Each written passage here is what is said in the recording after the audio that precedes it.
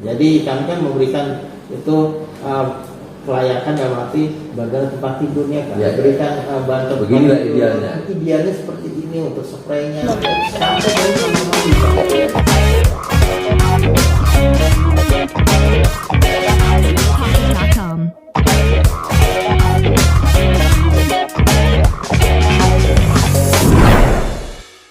Assalamualaikum warahmatullahi wabarakatuh. Senang sekali kembali jumpa di podcast kami Satria Berkabar. Kali ini sangat spesial juga nih.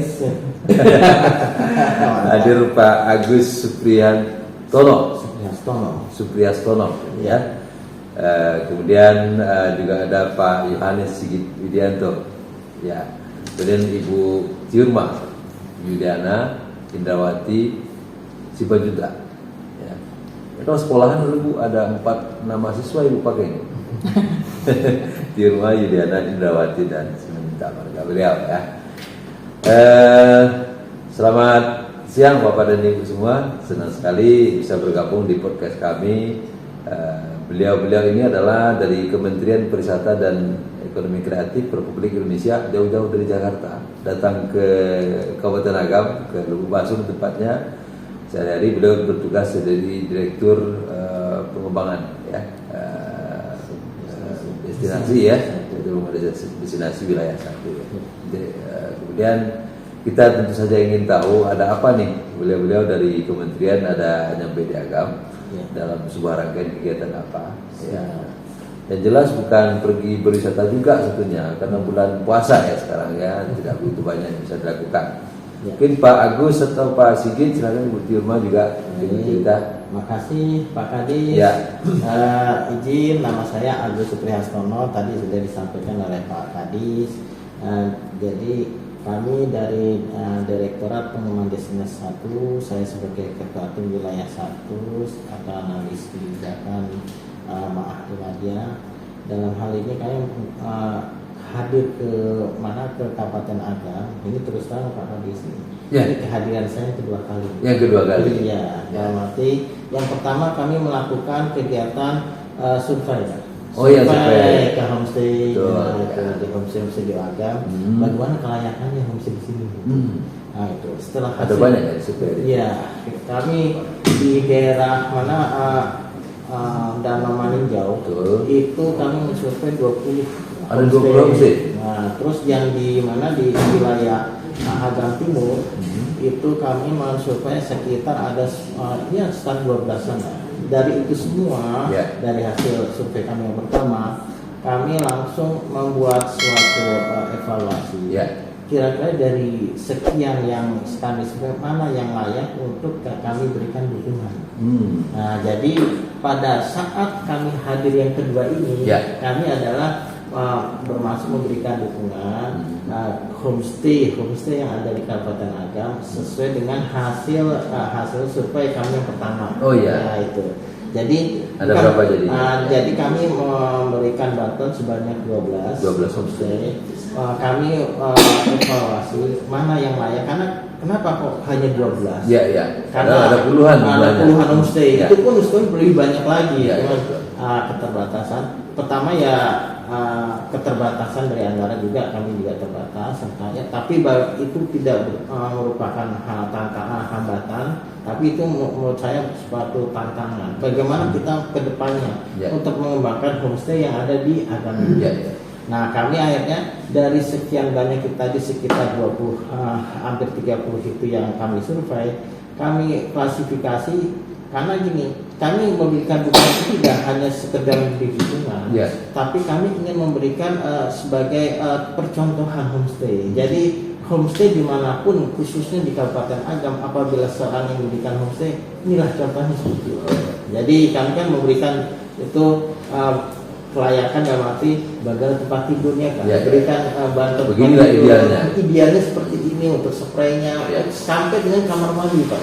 Jadi tidak hanya cuma di kamarnya untuk tempat tidur. Jangan sampai wisatawan yang hadir ke sini begitu melihat kamar mandi kotor, aduh sekali aja. Nah ini harapan kami seperti itu bisa kapok nih. Kapok. Jadi justru dengan kita kan terus terang Pak, dengan adanya pandemi ini kita kita belajar di situ. Kita sekarang udah mengenal CHSI. Ya, betul. Nah, CHSI itu kita harus mengedepankan masalah kebersihannya bagaimana, bersihnya, indahnya bagaimana, kesehatannya, kesehatannya bagaimana, dan aman.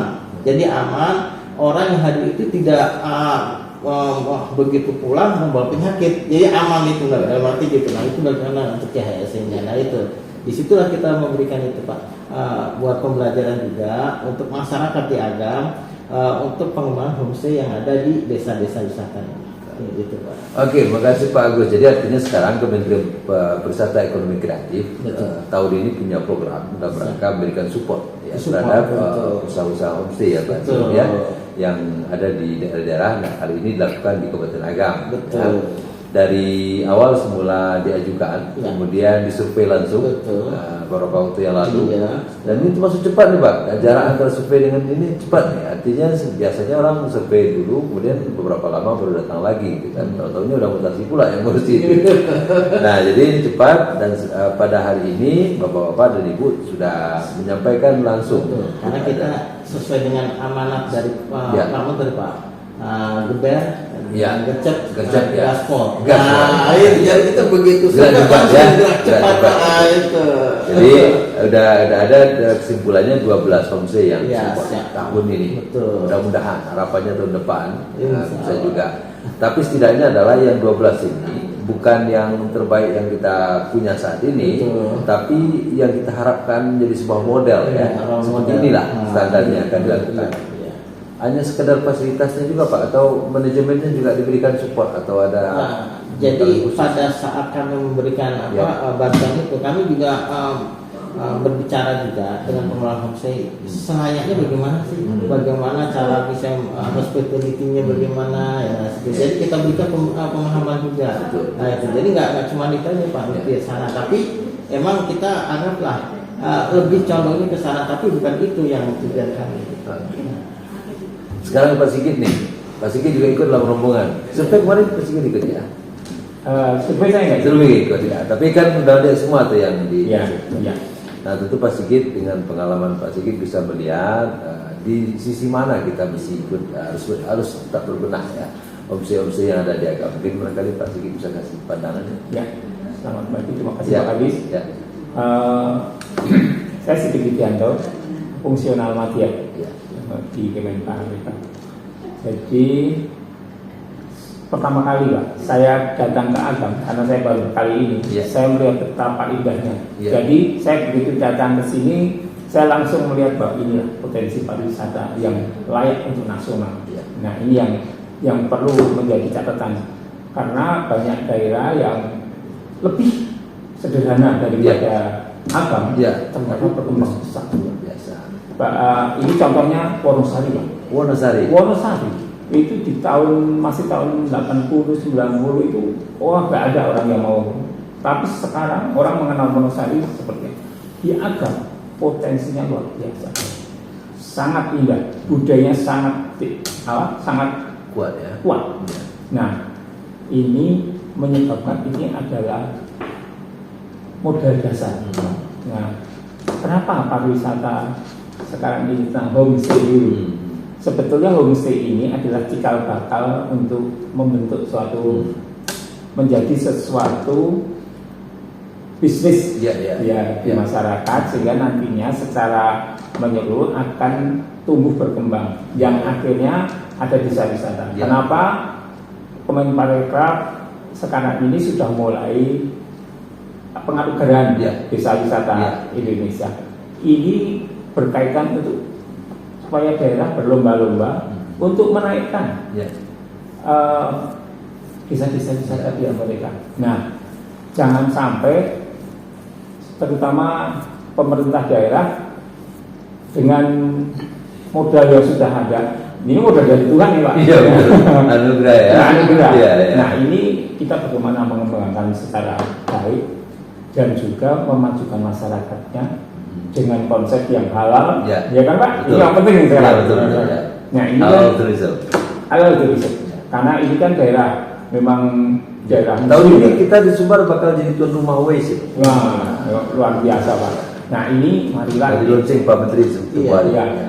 Jadi saya melihat memang homestay sekarang ini yang kemarin kami ikut memberi pendukungan Pak.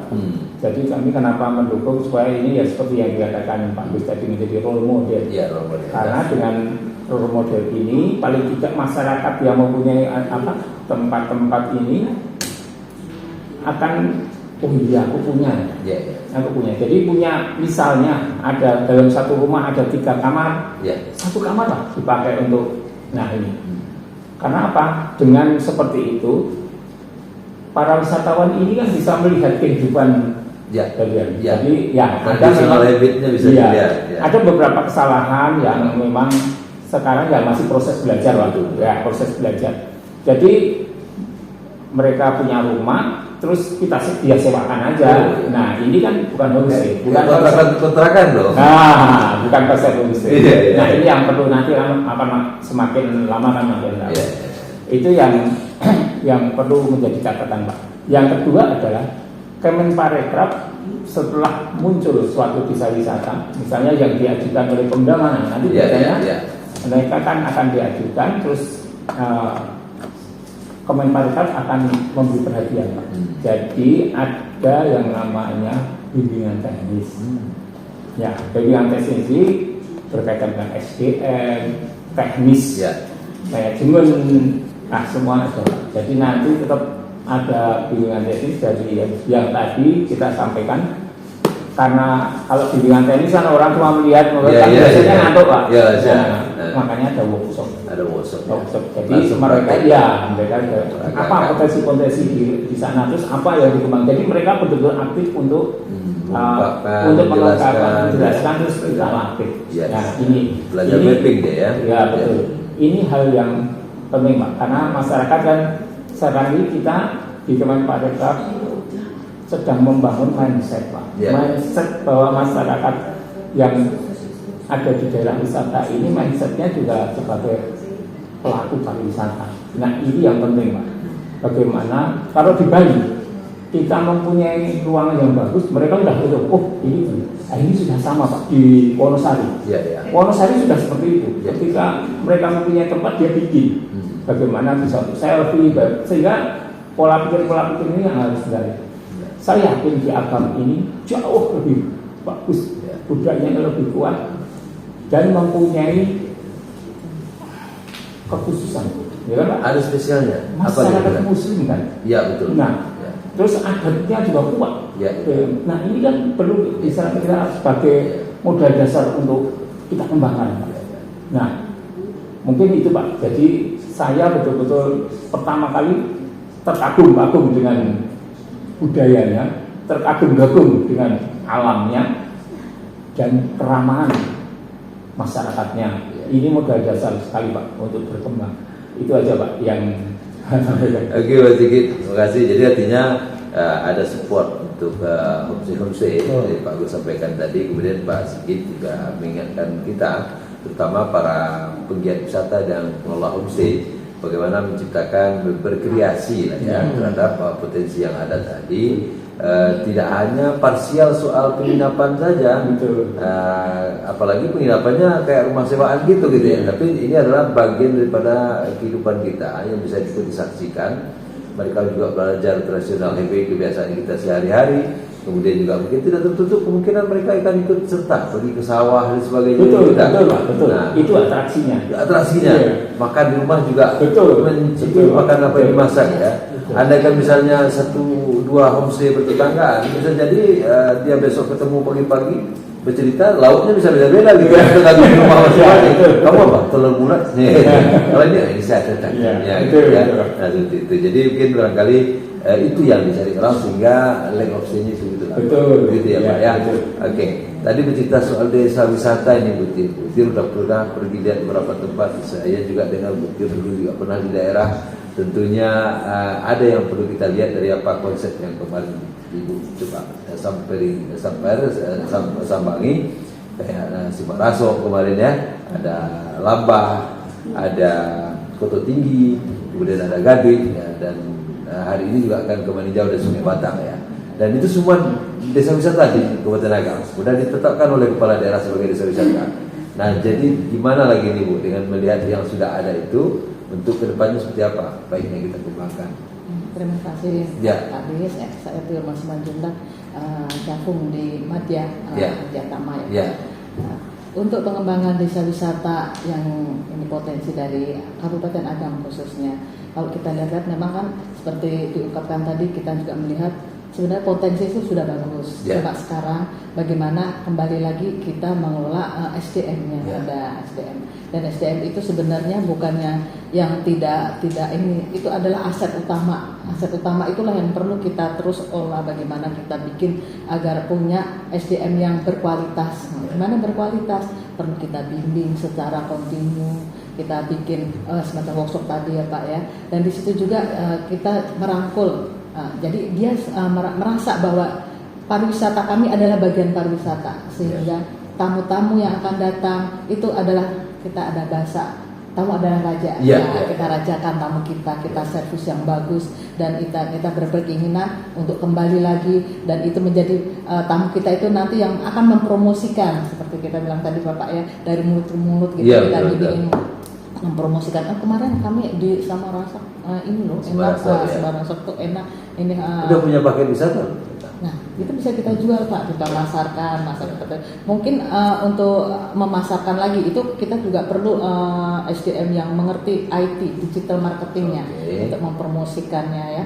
Mungkin kalau selama ini masih bentuk leaflet atau apa, oke lah, kita sekarang sudah zaman digital, sudah 5.10 gitu ya Pak ya.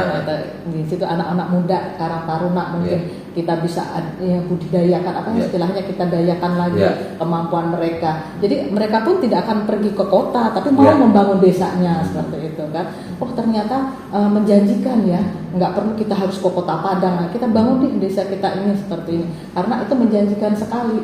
Kita lihat contoh-contoh desa-desa yang sudah berkembang di Sumatera Barat ini. Contoh ada beberapa yang dimulai dari karang tarunanya, para pemuda-pemudanya ini yang membangun desa. Itu kita rangkul pemuda-pemuda itu nanti yang akan dia mempunyai rasa memiliki desanya untuk maju dan akan kembali lagi. Karena desa yang maju akan banyak pengunjungnya dan mereka ekonominya pasti akan berkembang. Kita libatkan juga para ibu-ibunya di dalam ekonomi kreatifnya seperti itu. Jadi semua unsur dalam masyarakat itu bergerak seperti itu. Ya, kita inikan budaya kita rangkul lah pemuka-pemuka adat kita minta pendapatnya bagaimana. Jadi semua unsur dalam masyarakat itu ikut terlibat. Karena mereka sudah merupakan bagian, mereka akan merasa memiliki. Yuk kita membangun seperti itu. Mungkin seperti itu aja Pak, sebagaimana untuk supaya lebih ini lagi, dan dinas merangkul juga asosiasi sebagai mitra kerja kita. Kita sudah punya 3 asosiasi Port Darwis, asosiasi homestay, dan asosiasi ekonomi kreatif. Yang belum kita asosiasi desa wisata tadi kali. Nah, ini juga perlu kita tumbuhkan setelah ini. Setelah tahun 2021 kita Sungai Batang mendapat anugerah desa wisata Indonesia. Kemudian tahun 2023 ini Lawang sebagai masuk 75. Sekarang kan 75, kemarin masih 50 ya. 50. 2021 2022 masih 50 besar, dan sekarang kita masuk dalam kategori yang 75 besar, dan mungkin dalam waktu dekat akan dikunjungi juri. Mungkin izin Pak, bisa menambahkan sedikit. Boleh, silakan Pak. Saya akan merangkum apa yang disampaikan.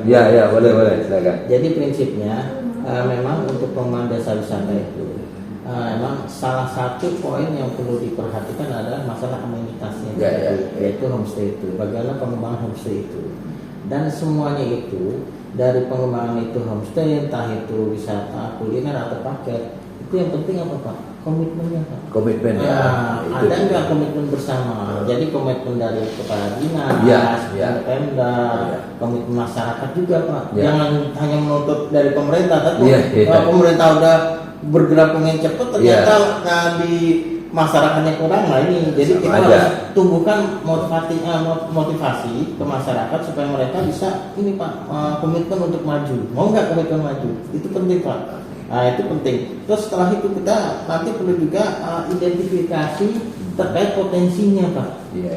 Bagaimana potensi dari desa wisata itu? Apa kemampuan yang ada di desa wisata itu?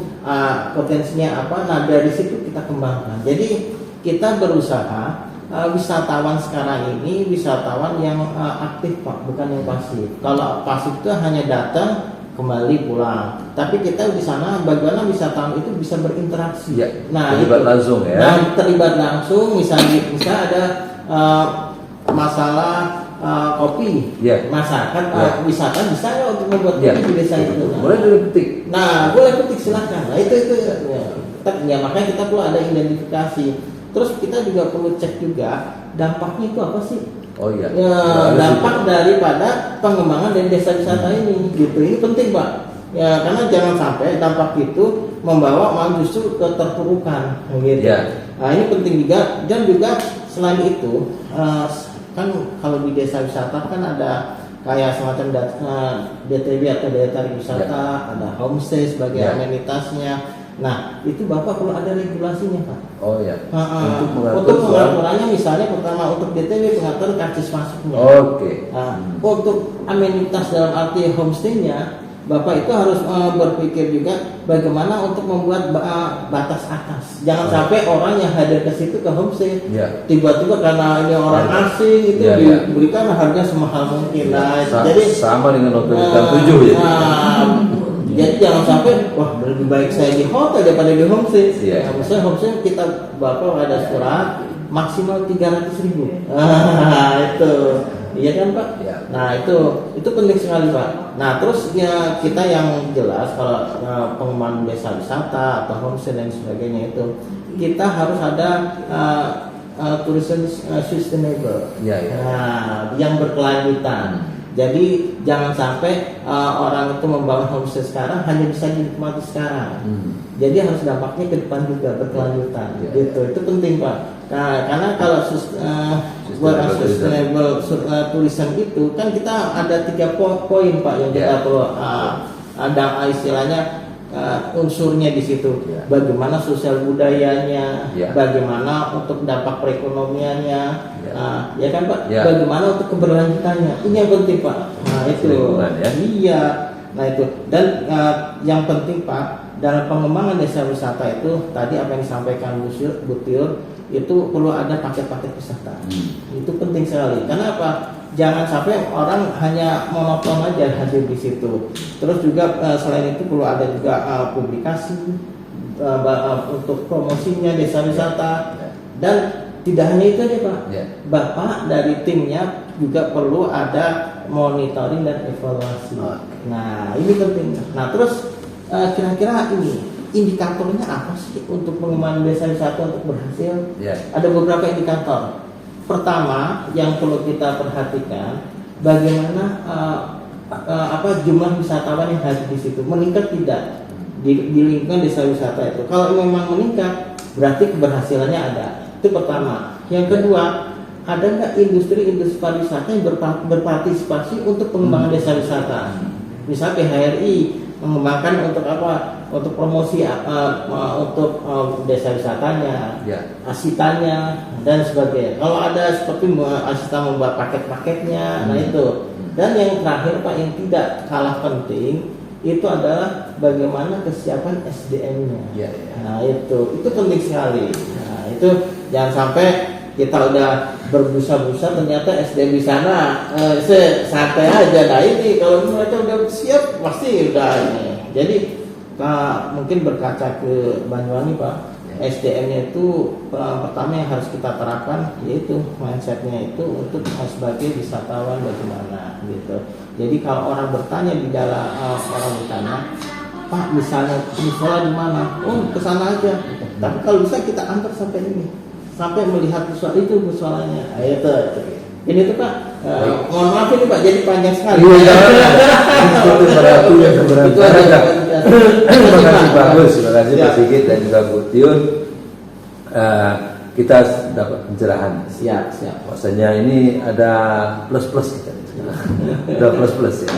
Dikasih bantuan, dikasih pelajaran, dikasih pengalaman lagi. Ada lagi motivasi diberikan untuk kita di Dinas Pariwisata termasuk dengan penggiat wisata dari Pak Agus, Pak Sigit dan juga Bu Tiun. Saya mungkin tidak akan mengulas lagi. Saya pikir semua sudah tersedia dan ini akan jadi jejak digital. Bagi Anda yang belum puas ataupun belum paham satu kali mendengarkan, silakan berulang-ulang. Ajak tetangga. Jangan lupa untuk like, subscribe dan share juga daripada channel kita ini supaya ini. Nanti saya share juga ke Bapak ini. Tolong lebih diberikan supaya lebih bisa dipahami oleh semua banyak orang gitu ya. Mungkin itu barangkali ya persamaan kali ini. Mungkin saja suatu saat kita diskusi yang sama lagi di Gedung Sabta Pesona atau di mana gitu ya, atau di suatu tempat di Agam yang kita bisa melihat view, bercerita dan sebagainya. Mudah-mudahan masih diberi kesempatan kita untuk bertemu lagi. Agus, terima kasih banyak sudah datang ke Kota Agam berbagi untuk kita, Mas Sigit, ya betul, terima kasih banyak. Dan sampai di sini dulu kebersamaan kita di channel YouTube kami Podcast Satria Berkabar. Kita jumpa lagi di lain kesempatan. Wabillahi taufiq wal hidayah. Assalamualaikum warahmatullahi wabarakatuh. See you and bye.